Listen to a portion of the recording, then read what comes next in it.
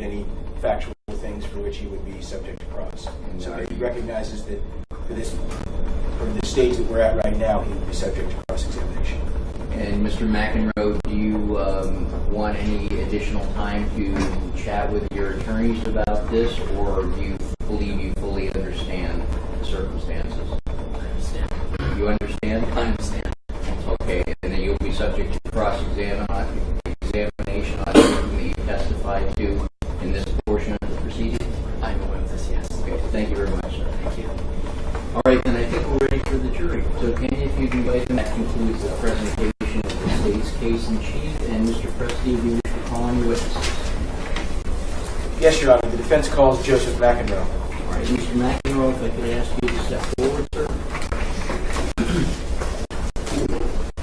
You could step up here and raise your right hand. I'll swear you in and we'll get started. You swear affirm the testimony you're about to give will be the truth, the whole truth, and nothing but the truth. Yes. Thank you. Just have a seat.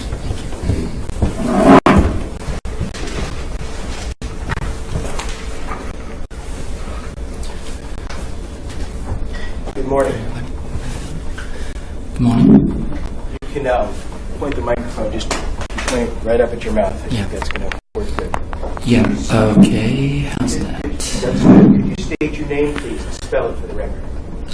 Joseph McEnroe, M-C-E. It's going to Yeah. pick up noise from that. Okay. Mr. McEnroe, where do you live? I live at 505th Avenue, Seattle, Washington, 98104.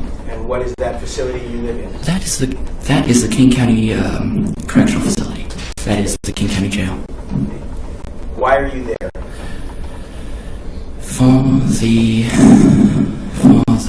morals of 6 people. And are you guilty of that? Is there any question that you are guilty of the murder? There is no question of that. I did do this awful thing, yes. Okay. I want to ask you first, very generally, why did you do that? Mr. McEnroe, if I could ask you to push sorry. the microphone a little bit further away from you. Yeah. There you go. Thank you. Sorry about that. Go ahead, sir. Sorry, I'm not very good at public speaking. The reason is I thought I had to. Why didn't you just leave? Why didn't you? I would have. If it was left to me, I absolutely would have. I wanted to just leave. I mean, I'm not a confrontational person. I don't like hurting people or fighting or even arguing. I just don't. And I would have, if it had been up to me, I would have just left. You don't like hurting people, but you killed or helped kill 6 people, right? Yeah, I did. I didn't want to, but I did. Because I thought I had to. I'm sorry, I didn't mean to laugh. I'm sorry, I did because I thought I had to. And yeah, I know that's not a very good excuse, but I'm not trying to excuse myself. I'm just trying to explain my actions. Sorry. Let's take it back for a minute here, Joe. Okay. You did this with Michelle Anderson, is that right? Yeah. Why don't you tell us, how did you meet Michelle? I met her online. We were part of a writing group, and yeah, you know more about this than I do. You seem to have more experience with it than I do. We were part of a writing group. This is back before stuff like EverQuest and other graphic online adventures type games existed, at least that I knew of. And so what I had done for quite some time is I would write little fantasy stories online with a group of other writers. And this actually was about the extent of my social life, but I mean, it wasn't a bad social life. We would come up with little stories, and like one guy would come up with a basic plot and write up, okay, so this is the basic plot, and this is the starting scene and whatnot. And I then didn't hear this is the... this is the basic plot and the starting scene and whatnot. then somebody else reads it as like, okay, well that sounds interesting, contacts the person who's writing and asks, hey, can I go and join in on this and become part of this storyline because it seems like it'll go some interesting places, or I like the way that you write, or whatever, or I think I can contribute to something interesting to the story. And then they, just join the story.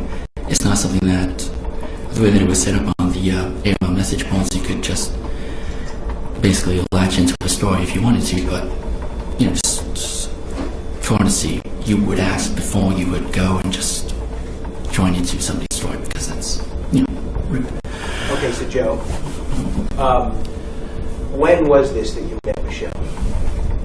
I met her in, I'd say, 2001, 2, 3 at the latest. I don't know, very early in the teens. In the teens? Aughts. The aughts? Aughts, like whatever. After the year 2000? After the year 2000. Joe, where were you living at the time? I was living at the time in North Carolina. What Fayetteville. Fayetteville. Fayetteville, North Yeah, Carolina. North Carolina. Beautiful place. If you get a chance to go there, you really should. It's very wet though. Okay. Now, tell us, you met Michelle in this online group, is that right? Yes, we were both part of this online group. I'd actually been because this was one of my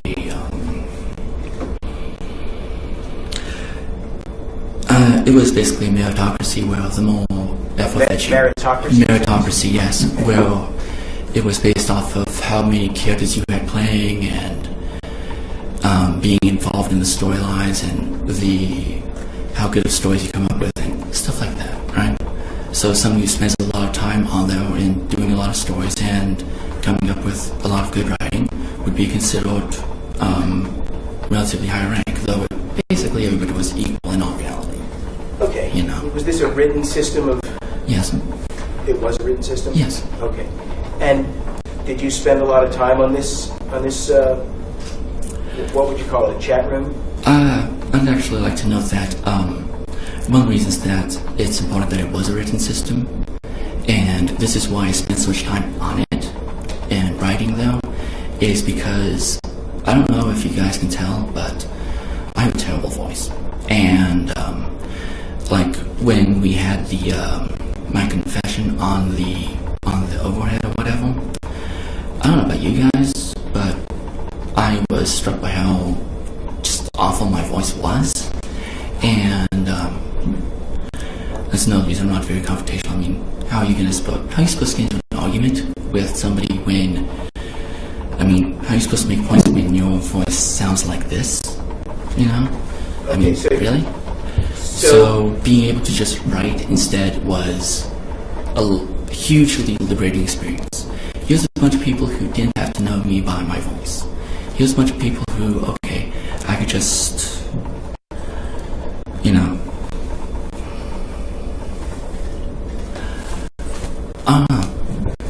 my Joe, let me interrupt you for a second. Physical awkwardness. You have a bit of a speech impediment, is that right?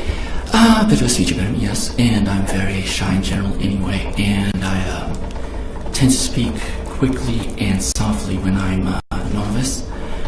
I don't do that quite as much anymore because I don't do that quite as much anymore because I've really practiced on my speech on refining my speech patterns and whatnot over the past several years.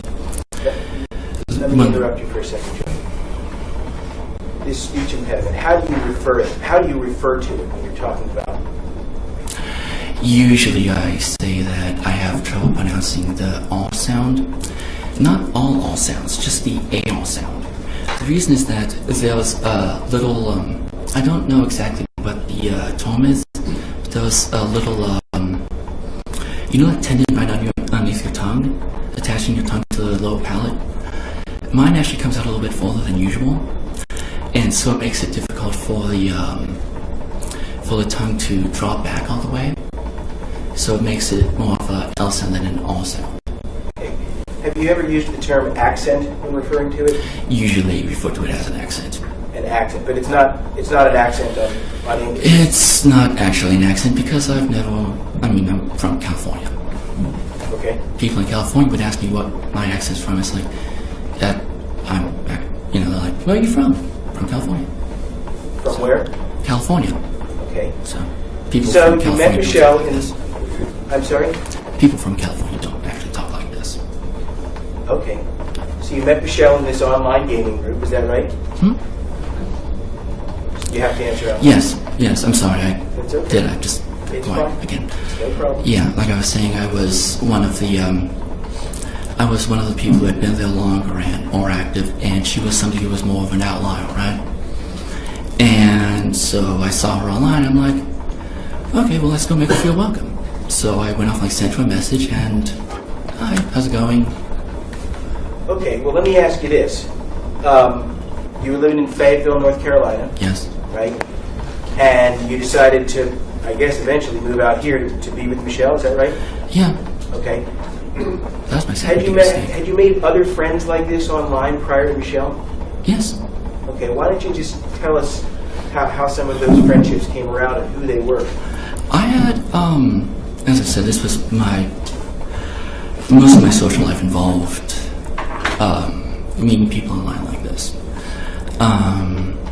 For example, my best friend, Amber, I met her through a friend who...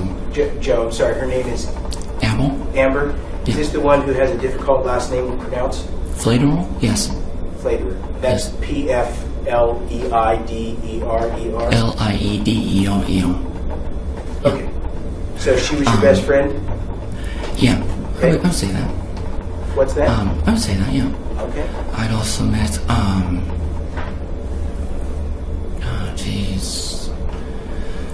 a number of friends in the same group as Amber.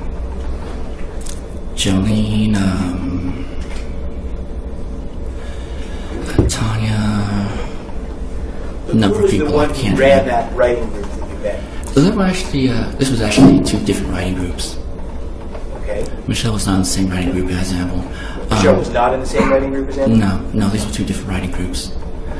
The other writing group that Michelle was a part of was actually run de facto by a woman named Griselle. Griselle? Yeah. Like G-R-I-Z-E-L-L-E?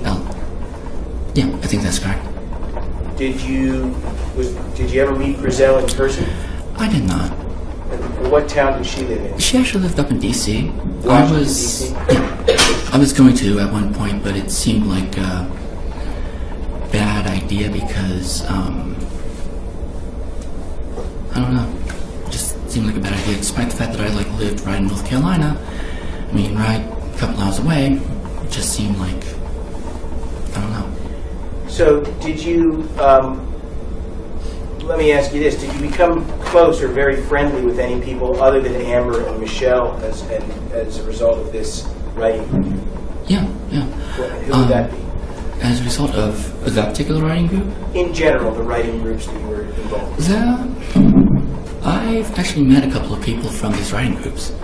One was a guy who actually might have been named Nathan, kind of think of it, who was somebody when I had went out to North Carolina. He's like, oh yeah, don't worry, you can just hang out over at my place, no big deal. So I end up going over there, and so I take the bus over there. Let me interrupt you for a second here, Joe. It doesn't really matter, I You guess, took right? the bus over to North Carolina from where? Arizona. From Arizona. Who were you living with in Arizona? Yeah, Arizona. Who were you living with in Arizona? I was living with my mom in Arizona and my 3 siblings and my mom, her husband, and my 3 siblings. Okay. Yeah. Well, let's do this, Joe. Let's take it back to the beginning. Let's talk about your early life, and we're going to come on up, and we're going to talk. We're going to get to how you got to Carnation Okay. on Christmas Eve in 2007. Okay. Okay. Can I know the other 2 people that I met online though, first? What was that? There was 2 other people that I met from online. I tell you what, Joe. We'll come back to that. Okay. Okay. I'll write it down. Okay. tell us, where were you born and when were you born? I was born in San Jose Valley Medical Center on October 29th, 1978. So. Okay. And your mother is who? My mother, she was Sean McEnroe. Now she calls herself Sean Johnson. Okay, is that because she married somebody? Yeah, because she married Al Johnson. Al Worked out well. I didn't hear the name. She married who? Al Johnson. Thank you. Yeah. That worked out well. And what? That worked out well. Are you being serious or are you being facetious?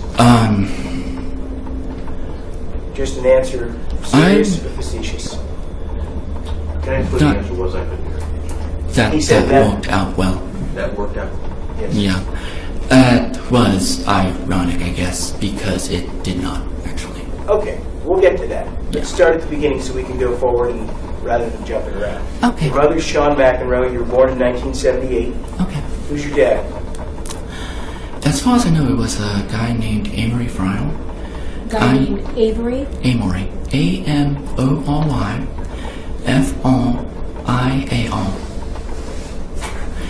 And, as I say, as far as I know, I never actually met the guy, and if it is him, he's dead now. I saw a picture of him, and I saw a picture of his son, and his son looks quite a bit like me. Okay. Did you ever meet him? Absolutely not, no. Okay. Who were you living with when you were born, or who did your mom live with your first few years? My mom lived with my grandfather and my grandmother for a while. So. And is that the first house you remember living in? Yes. And what city is that in? That's in Santa Clara. Santa Clara, California? Yes. Okay. Anybody live there other than you and your mom and your grandma and grandpa? No. Okay. No, just us. Did you have any aunts or uncles? I have a number of aunts and uncles. I only really know one of them, that is my Aunt Mary. And the others I haven't had much communication with, if at all. Okay. Any. Do you know whether the others were around at all when you were very young, maybe when you were too young to remember them? Not that I know of. Okay.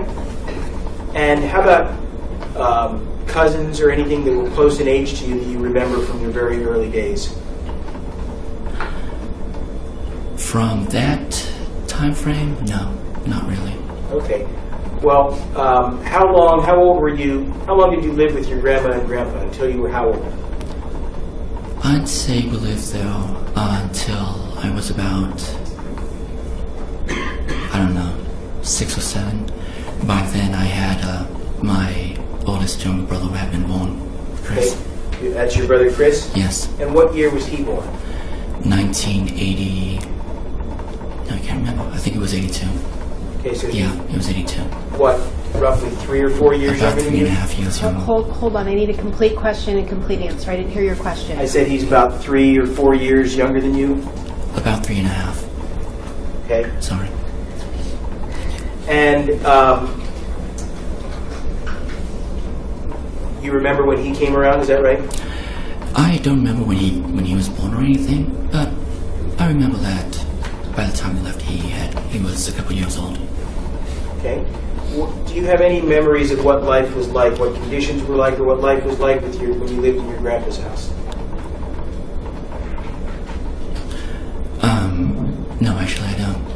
Okay. I would like to note, however, that by the time we left, not only had we added Chris, but my grandmother was dead by then. Okay. So, Fair enough. yeah. And when and let me just getting ahead of ourselves without getting into any detail. Did you continue to have a relationship with your grandpa as you grew up? For a while. Okay. Yeah. Till What- about the end of middle school. Till about the end of middle school? Yes. And did you, what kinds of things did you do with your grandpa?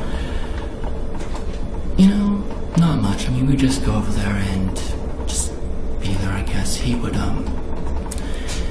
he had this thing, he would restore toy soldiers, lead figurines, paint them and whatnot. He had this room, this workshop full of them. Joe, just try to keep your voice up a little bit, Sorry. please, okay? Sorry. Kind kind of soft-spoken. He had this room, this workshop that was just full of them. Did you Sorry. say a workshop? Yeah, that was full of all these little toy soldiers and knickknacks like that. We would go to flea markets and whatnot. He died of the cause of this. I mean, in the time that I've been here, In jail, you mean? he died. Since the murders in Carnation, you haven't passed away? Yeah. Okay. And I haven't been able to write. Hadn't been able to write him, so it doesn't. I didn't hear. And I hadn't been able to write him or anything, so yeah. Okay. I'm sorry, Your Honor. I'm not trying to be difficult. Sorry, I've got soft voice and I get even softer when I'm. So what was your answer to that question about your grandpa? I think Mr. O'Toole didn't hear the answer. That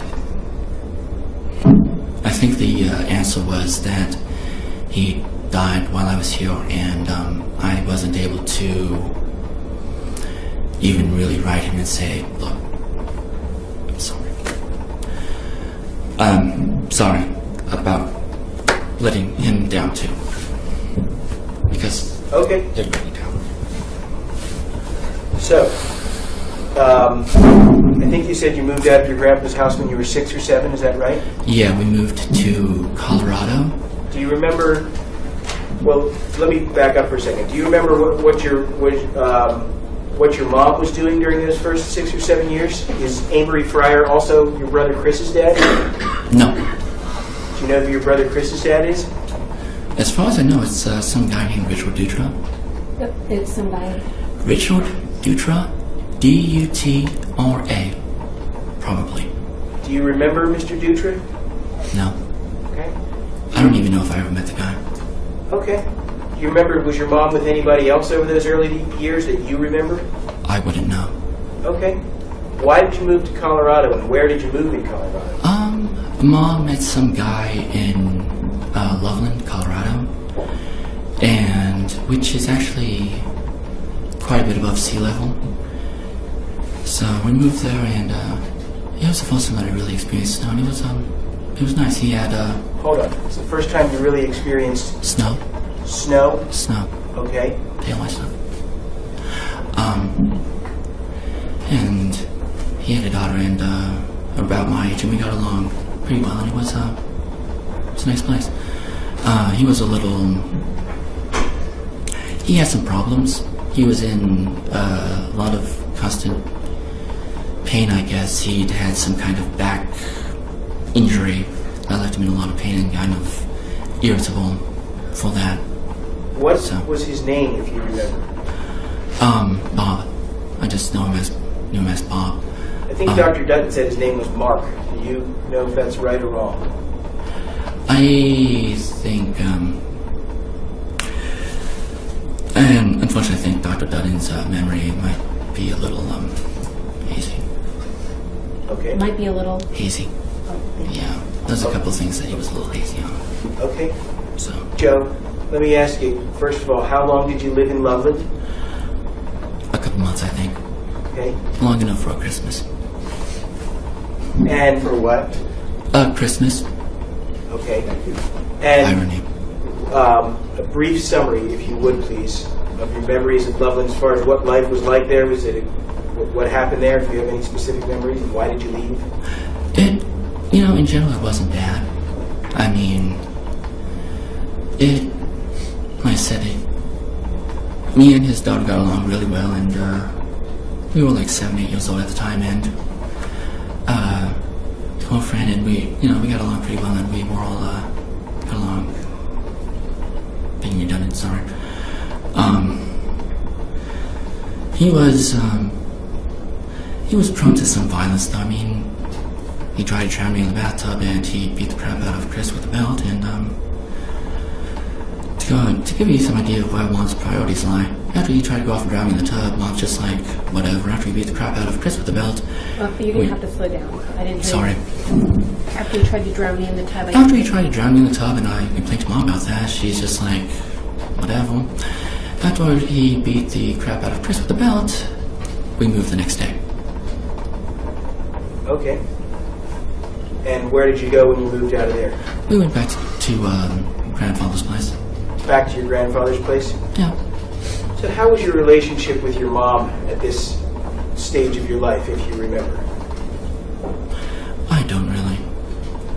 I mean, I don't know if,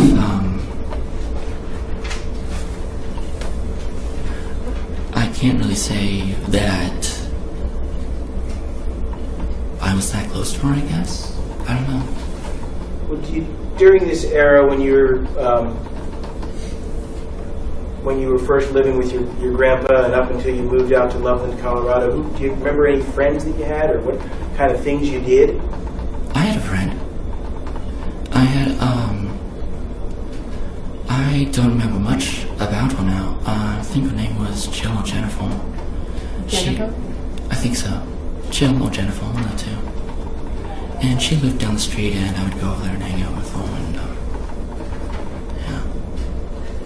And ask you just to keep your hand away from the front of your mouth. No, I'm sorry. I wasn't actually saying anything. I understand. I was just thinking. Okay. Yeah. So you moved to Loveland, you were there a couple months, then you moved back to your grandpa's house. Is that right? Yeah. You're still roughly 6 or 7 years old? I think by this point, I'm somewhere between 6 and 8, yeah. Okay. So 8, you would have turned 8 in 1986? Something like that, yeah. Something like that? Yeah. Okay. And you moved back with your grandpa. How long did you live with him at that point? Not very long. And Not then, really. And where did you move to then? One of the reasons that I don't think we lived there very long when we came back was by the time that we had come back, my mom had gotten grandfather with somebody else who didn't like me very much. So let me just clarify. Your grandfather had somebody he was with now, or was your mom somehow My involved in grandfather that? had somebody he was with now. So That we can't talk at the same time because Sorry. that makes it very difficult for the court Sorry. reporter. So I know it's sometimes my fault, and I'll accept that. But let's try not to talk over each other. Okay, sorry. So tell me about this situation. Who was your grandpa with at this point? At this point, my grandfather had met somebody through the offices of my mom. Her name was Elva, and she had the interesting attribute of having the same birthday as me. Having the same birthday as you? Yes. And so I thought, hey, we should get along really well, right? You know, I mean, we both really care about my grandfather, and we both had the same birthday, and I thought, hey, we're gonna get along. We should get along famously, right? We did. She apparently had a nephew named Joe. It's a relatively common name, I guess. And had some kind of a falling out with him, and had kind of broken off all communication with the whole family as a result of this falling out. So. Okay, so Elva was there with your grandpa, but you didn't live there very long at that So, point. because to an extent she kind of took that out on me, how only that walked down. So. How did she take it out on you, Joe? By really kind of just pushing grandfather away from me, to put it in the simplest terms. I can't really be very specific. She wasn't beating you or anything? No, I can't say that at all. Okay. No, she was just not, she just made it very clear that I wasn't welcome and she did not like me. Okay. Did you have any other, so at this point it's your mom, and Chris and you, right? Is that right? Yes. Anybody else in your life as far as family, any cousins or any aunts come into the picture or anything like that? At that point, no.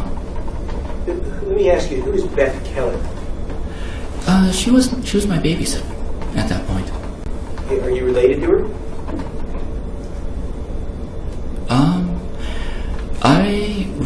I had forgotten about this, but recently found out that apparently I was.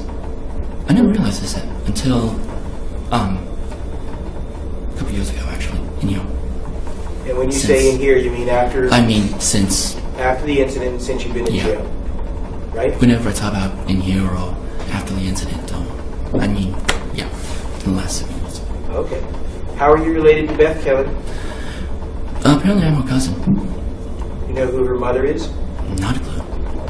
But somehow related. Yes. And do you remember what kind of relationship you had with Beth Keller, or any details about that? She was great. She was my babysitter, and yeah, I thought she was fantastic. Okay. Now, how about your mom? What are you doing? What's your relationship with your mom like around the time when you were moving out of Grandpa and Elda's house, and where did you move to, and what was your relationship with your mom like? This is about when Beth came in. We had moved to this pink stucco apartment place. In what town, Joe? Just down the street. Still in Santa Clara? Still in Santa Clara, just down the street from where I was. My relationship with Beth was kind of like what most people would go and assume that one's relationship with a mom would be like, I guess. That one's relationship with their mother would be like. Explain that, if you would, please. She was very caring, very supportive, very nurturing. She was, like I said, the things that one would usually associate with, okay, the thoughts of one's mom. Instead I had that with Miss Keller. Well, what about your mother here? I mean, she's still around. She hasn't left you. What was your relationship like with her, if you remember? I don't actually. You don't actually? To be completely honest, I really don't. Okay. Yeah. You moved down the street to this pink stucco apartment place, is that right? Mm-hmm. And so by this point it's mid to late 80s, right? 1980s? I suppose so, yes. Okay. And what other significant people do you remember in your life at that time? What other significant events, if anything?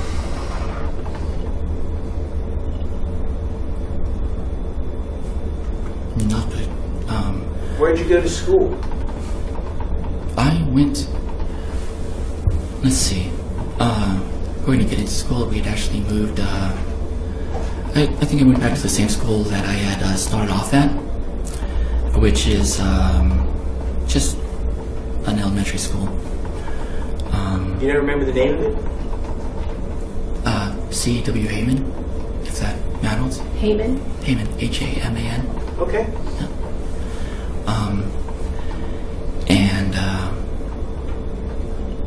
Before then, I actually went to a preschool, which was right across the street from my grandfather's house, and I'd also went to, various Catholic Sunday school stuff, if that counts. Were you Catholic when you were growing up? Yeah, well, for a while when I was growing up. Until about what age? Until Mom decided we should be Baptist. Until what? Until Mom decided we should be Baptist. Okay. Because they actually came out in a bus and gave me a ride to church. I don't remember what time that was. You don't remember what time it was? Do you remember how old you were? That's what I meant. Didn't hear me. Oh, sorry. I don't remember what time it was or what age it was. That's kind of what I meant. Yeah, sorry. Okay. Well, let's just talk about this for a second. What you said, you were Catholic and then you became Baptists, and then were you involved in any other religions growing up? Yeah. Well, what were they? Yeah, we were also we were involved in a couple of different religions, actually. Pretty much, Mom was kind of always searching for truth, right? She's That's woman. not surprising, is it? Yeah, because the truth can be an elusive thing. So she had, apparently now she's a Mormon, which seems to be working out very well for her. Okay. And how to I'm sorry, Mormon? no, I can't understand this. She seems to be a Mormon now, which seems to be working out pretty well for her. So. Okay. So, but Joe, just Yeah. tell us. I asked you what other Yes. religions you practiced growing up. I don't remember the other religions I had practiced other than Baptist and Jehovah's Witness. I'd actually studied to be what's called a lay minister with the witnesses. That didn't actually work because Well, why don't you tell us about about how old were you when you were studying to be a lay minister with the Jehovah's Witnesses? I think about 13. You had this blood disorder when you were very young, is that right? Yes. Did it have any ongoing effects for you through your childhood? Yes. And what were those effects? As a practical upshot of the whole thing, other than making me just a little bit weird and Hold on. As a practical upshot of the whole thing. The practical upshot of the whole thing, other than making me just a little weird and a lot more awkward, giving me something awkward to speak about. I can't hear you. The practical upshot of all this, other than making me just a little bit weird and giving me some awkward things to talk about in public, is that the ITP left me and my mom very concerned that at any time something might go wrong and that it might recall. So I didn't get out much. I didn't run around and play much. I wasn't a very physical child. I spent a lot of my early life and early years and subsequent years actually. I spent a lot of my life. And early years and subsequent years actually. Very much in my head. Okay. I mean, did you have any? You mentioned your mother was. You were concerned about this. I guess it's a little like having a disease where you might be concerned about bleeding a lot, so that's why you didn't run around outside a lot. Right. Of I was concerned that any major trauma or something could cause a recursion. Okay. So your mom was concerned about that too, right? Yes. Yes. So I mean, it sounds like she loved you. Yeah. No question about that? No question about that, no. Well, why did she get bashed around so much then? I don't want to bash her around. I mean, she's a good person. She's not really an adult, you know. I mean, she's not very responsible or anything, but it's not for lack of trying. It's just she doesn't really know how to be an adult. She doesn't know how to. She doesn't really know how to handle kids or really be responsible or keep the bills paid or keep a steady job. Okay. You know, I mean, I'm not going to sit here and say that she's a bad person or anything because she's not. She's frankly the only person who still writes me. You know. Okay. Your mom's still writing you? Yeah. And where does she live these days? These days she lives somewhere in Portland, Oregon. Portland, Oregon. Yeah. Okay. I think in the chronological progression, we were somewhere around your early teen years. Is that right? And the Jehovah's Witnesses didn't work out. Is that right? We've actually jumped from one place to, well, eventually, after the pink stucco place, we moved in with... After what? After the pink stucco place, we moved in with my Aunt Mary. You moved in with your Aunt Mary? My Aunt Mary and my two cousins. Okay, let me hold on. Let me just stop you for a second because I'm trying to close up a few open parentheses. The Jehovah's Witnesses, Yes. you were with them for maybe a couple years, Yes. and you felt some sense of acceptance there. Yes. But then you talked to the elders, and there was something about, pardon the discussion, but something about masturbation that made it not work out? He, to put it simply, it's like, okay, so can you come before me, do you come here before me with without any guilt? And I couldn't say that I didn't because of that. I didn't explain that that's what it was about. I just said, well, not really. And so then? And so then it's like, okay, well, kind of, don't call us, we'll call you. So Don't call us, we'll call you? that's not how he put it or anything, but Well, how did he put it? I don't recall how he put it. Were you allowed to continue studying to be a lay minister with the Jehovah's Witnesses? I might have been. Well, I didn't. Why not? Because I felt that I had failed and that I had been rejected by God at that point, actually. Well, did you talk to anybody about it? No. Is that something you could have maybe talked to your mom about? No. No? You mentioned a minute ago that from the pink stucco place you moved in with your Aunt Mary. As a quick note. Back to her not being really an adult. Back It's not, to back to my mom not being really an adult. Okay. It's not like I could go to her with my problems. She'd come to me with her problems. Even when you were 13? Yeah. Well, what kind of problems would she come to you with? Yeah, usually problems with the guys that she was with. Usually problems with the With guys, the guys that she was with. They were just losers. Losers? Yeah, well, she was convinced that she couldn't get with any better because of me, actually. How do you know that? She told me. When did she tell you that? All the time. What's that? All the time. When you were how old? From very young on. So you said she was with guys and they were losers? Absolute losers. Well, who do you remember from just let's keep it to the first roughly 13 years of your life until you moved in with Aunt Mary. What guys do you remember? We heard about Bob in Loveland, Colorado, Yeah.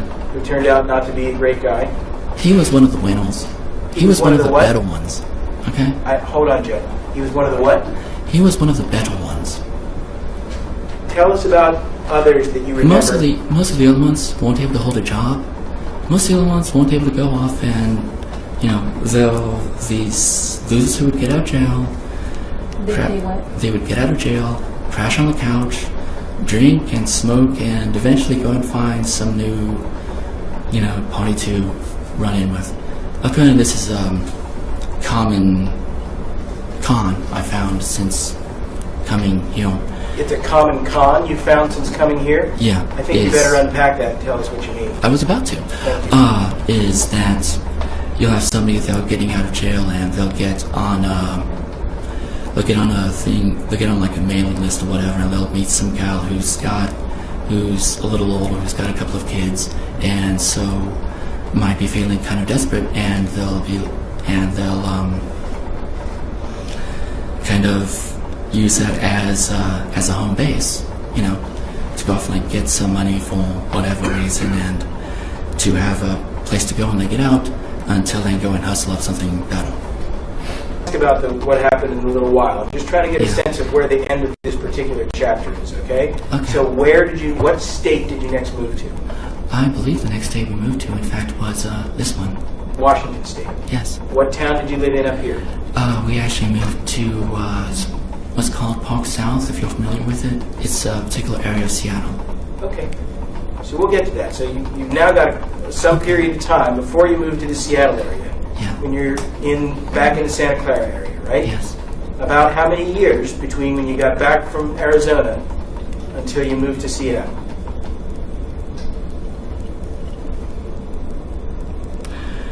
Let's see, about 5. About 5 years? Yeah. And in the course of that time, now is that an exact number or is that your best guess? That's the best guess. Okay. In the course of that time, what were you living in just one apartment complex or more than one? Tell us about what your life was like in California during that period. We lived, if I remember correctly, in several different apartments in the Homestead complex. In Homestead complex? Yes. And then we moved to San Jose. San Jose and Santa Clara are adjacent to one another, right? Yes. Okay. Yeah. And we were there for a little while, and eventually moved from there too. So. Okay, let's back up a second. Now, how about your grandpa? Did you have any ongoing relationship with your grandpa as you were growing up? How often did you see him, etc.? While I was growing up, he would come over and visit maybe once a month, and we'd see him and talk to him, and be over at his house for spend the day over there, just doing whatever. Did you spend time with Elva, his wife, also? No, actually, once things got a little bit full, once I got a little bit older, she started going and not even wanting him to come and pick us up, and really very much trying to making it clear that she did not like us and wanted, that being me and my little brother Chris, she wanted us to be out of the house before she came home. Okay. Later on. So you had your grandpa. You saw him about once a month, right? Yeah. Okay. Was your mom dating anybody after John Jones and after you got back to California and before you moved up to Seattle?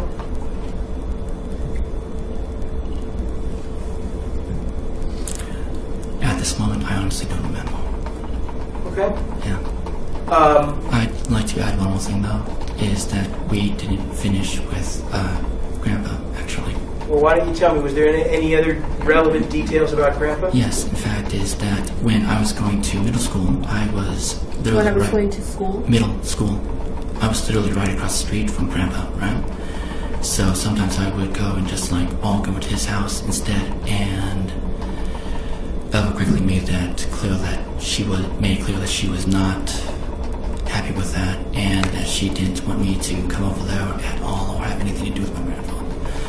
So that eventually it just came to a point where I literally got kicked out of my grandfather's house and just walk home. Well, were you going over to Grandpa's when you should have been going to school? No, I was going over there after I got off of school because me and my grandpa got along really well, and I didn't have a father. He thought of me as like a son, and that's kind of how our relationship was, except kind of distant as far as some relationships Okay, go. hold on, except what? As far as distant as father-son relationships go, because like I'll see him like maybe a day, a month or something. So I drop by there occasionally, we talk a little bit, and then he dropped me off to while Elvis sitting around scowling. So eventually she just made it clear that she didn't want me to come home anymore at all. Joe, you gotta slow down and you gotta keep your voice up, okay? Sorry, but Yeah. we've gotta hear you. I know, yeah. Okay. Right. So, when you went over there to Grandpa's, what kind of things would you do with him? We'd mostly, we'd have a little meal or a little snack and just talk a little bit,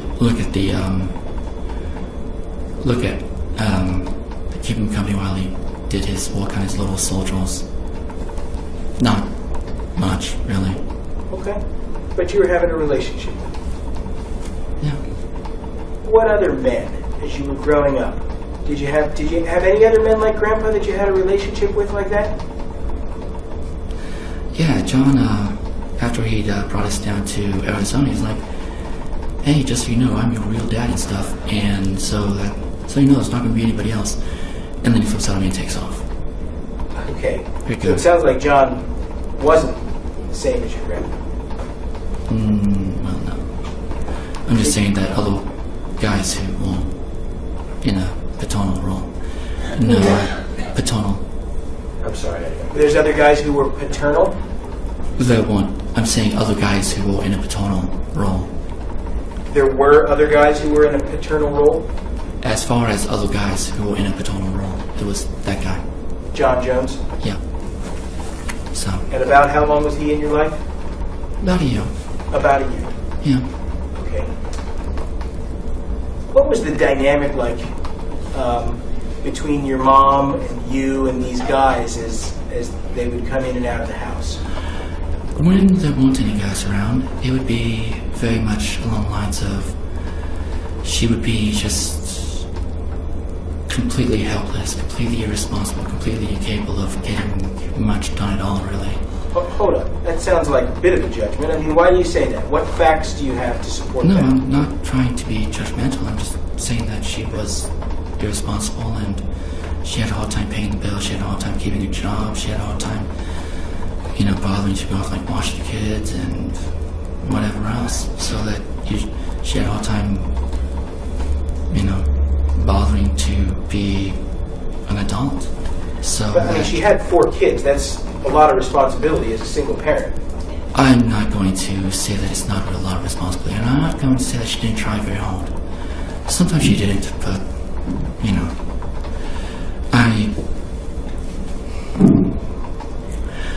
I don't know. What I'm getting at is that she just wasn't an adult.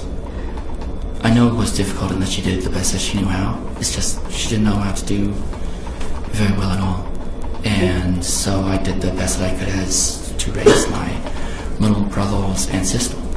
So are you saying that as to Chris, that you helped raise Chris, or Well, I helped with Chris, but not as much as, say, with Ian and Sarah, because it's more of an age difference.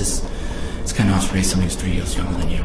But if you're 10 years older than a sibling, I mean, that's, you're going I to was help. very much in the role of their father. Okay. Well, what did you have to do around the house on a day-to-day basis? I mean, everybody's got chores. Everybody's got to clean up and help with this and that if you're growing up. Well, That's, yeah, of course, right? I mean, those cleaning up, doing the dishes and whatever. On a daily basis, we would have some. It would be okay. You would do one person would do the dishes, and the other person would go and make either me or Chris would do the dishes or make the dinner. Chris would be useful enough to go and like, okay, if it's his day to go and make dinner, he would just. I mean, if it was his day to do the dishes, he would just fill the sink with water and just leave it. You know, leave it to soak. Right? There was a couple of times we had gotten into arguments over this, and There was a couple of times. we had gotten into arguments over this, and my mother had, he went to Mom, who had responded, "Don't you brutalize my children." Like, what am I, right? wait a second. Hold on. Let's take that back and let's go through that again slowly because I didn't catch it and I think I'm not the only one. Okay. There was a couple times with Chris that what happened? That we would have arguments over that. Over the dishes? Yeah, him not doing the dishes, just leaving it for me for the next day, and then that being my problem. So we'd have problems over that, and sometimes we would get physical because, I mean, you know, two young boys. Sure, sometimes Right. it gets physical. Okay. And so we would go to Mom with this, and so her response to that would be, "Don't you brutalize my children." I'm like, Her response to that would be, "Don't you brutalize my children?" yeah, Who is she talking to? me. Well, but Chris was part of the puzzle here, right? Well, yeah. So, and when he would go, later on, he would go to Mary and actually eventually call the cops on me. Actually, what? Eventually he called the cops on me, and it's just like, so the... Joe, hold on a second. I'll ask you about him calling the cops on you, but I want to just kind of finish up the topic that we're on here. Okay. I asked you about the dynamic and the relationships in your house, and you know you've got you talked about having to do chores and having to clean up, and none of that sounds really that out of the ordinary, No. right? No, What- it's just did you- that... Stop, please. Okay. Did you feel like, or do you believe in retrospect that the responsibilities you had growing up were somehow out of the ordinary or not in line with what most people experience? Considering that, as far as chores go, let me put it to you like that. What I was trying to get at is that you would have the chores were technically meted out to everybody, right? The chores were technically meted out to everybody? Yeah, everybody goes off and does their fair share, right? Technically, that's how it should be. Realistically, it wasn't like that because nobody else went off like did anything. Mom wouldn't do anything, Chris wouldn't do anything. What are the little guys going to go off and do, right? I didn't hear you. What are the little Chris wouldn't do anything, and what are the little guys going to do, right? Meaning you're Ian Ian and Sarah were just too young to do anything. Right. Okay. So I would be, so it's like, okay, well, I would complain. I was like, look, why am I the one who has to go off like do everything? And her response would be, you're the oldest one, it's your problem. So, Well, but she was trying to work at points during this time, right? not all that often. What kind of jobs would she have? Give us some examples. Just little fast food things. But she's tried. She, sometimes.